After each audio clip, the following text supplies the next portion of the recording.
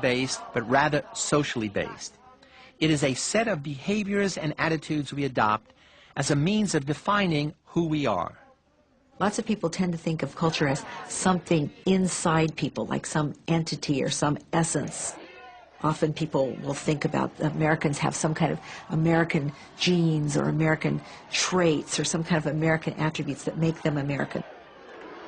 It's absolutely not that. Culture is what you do. And so if you take a person and have that person connect with and use American ideas and American ways of doing things, that person will be an American.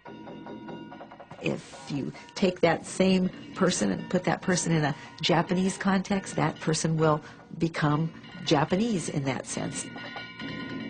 Culture is a matter of the common ideas and the common ways of doing things. We can view culture and self as a collaboration. Culture shapes self, and self perpetuates culture. This idea is known as mutual constitution, and it is reflected in the artifacts, art, literature, even the media of all societies.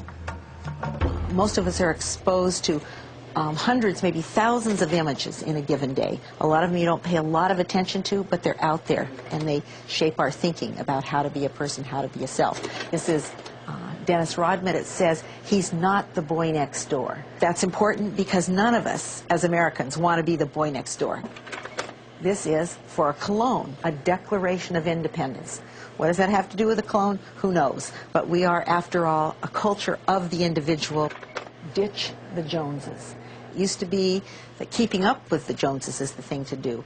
But now it's important not only to be up to them, be a little bit different from the Joneses.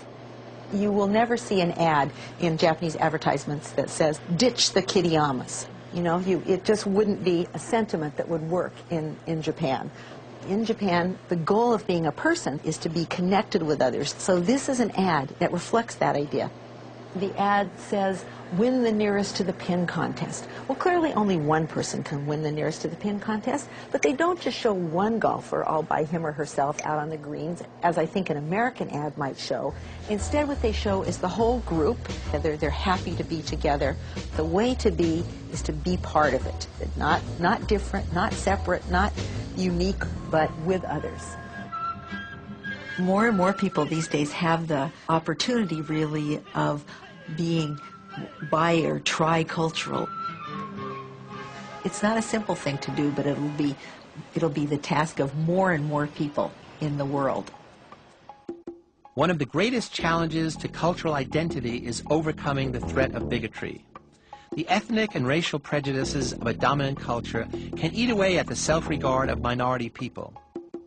Prejudice is a kind of psychological genocide that works across generations. It contributes to the despair, drug abuse, and violence we see in communities whose cultural identities are under siege. We see it in the high levels of depression, alcoholism, and suicide among Native Americans. And yet, even in the face of adversity, there is another side to the self that can create new realities, transforming life into art.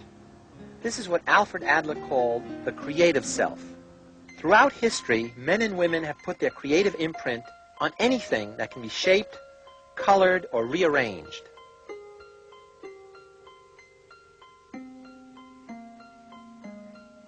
Even in the depths of despair, prisoners of German concentration camps created art on whatever scraps of paper they could hide from their executioners, to give meaning to the incomprehensible horror of their lives and deaths.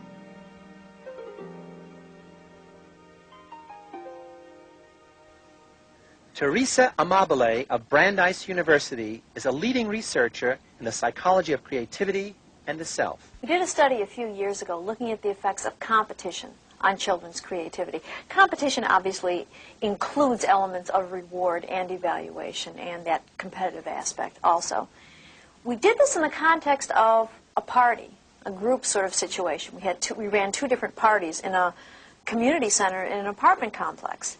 We invited half of the girls who lived in the apartment complex to come to an art party on Saturday, and the other half we invited to come to an art party on Sunday. These were girls ages 7 through 11. The key activity both days was making a paper collage. And we told the children, you can do anything you'd like, but we want it to be a silly sort of collage. We gave them all the same kind of theme to work with. For each group, before they started their collages, I stood up at the front of the room and I said, look, I have these 3 neat prizes up here. And I showed them. They were attractive things to 7-year-old, 11-year-old kids. In one group, the Sunday group, we said, we are going to award these prizes to the 3 best children, to the 3 best artworks, the children who made those, at the end of the art party. In the other group, the Saturday group, we said, we have these 3 prizes and we're going to raffle them off after you've made your artworks. So the prizes were there for both groups. However distracted they might have felt or excited was the same in both groups. The only difference was what those prizes meant. Was it competition or not? They all made their collages, and then later on, when we had artists look at all the collages made by the girls in both groups and rate them on creativity, we found that those made by the girls in the competition group were significantly less creative. The competition group children tended to make very ordinary kinds of symbols, whereas the children in the non-competition group, some of them used just a few pieces in their collage, some of them used almost all the pieces that they had. They really did a lot of non-representational things in the non-competition group.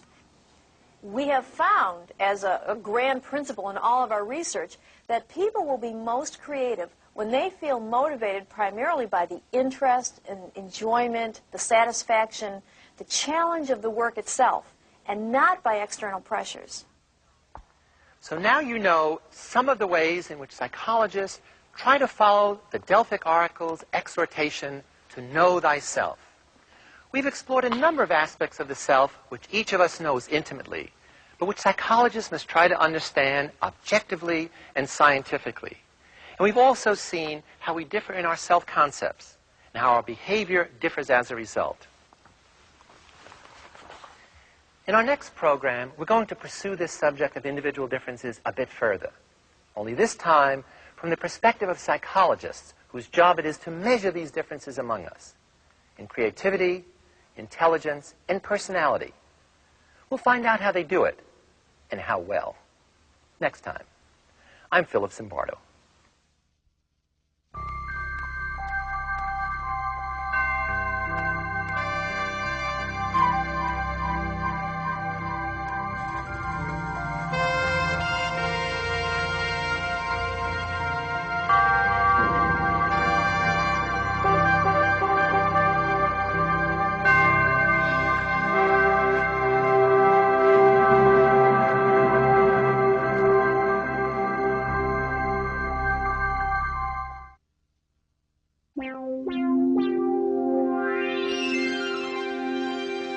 Funding for this program is provided by Annenberg CPD to advance excellent teaching.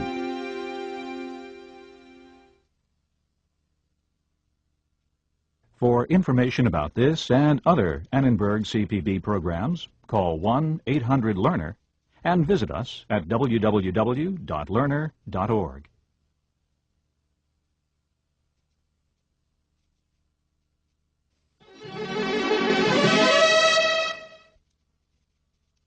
To learn more about the Annenberg CPV Channel series and workshops for teachers, how to take them for credit, how to buy them on video cassette, call 1-800-LEARNER and visit us at www.learner.org/channel.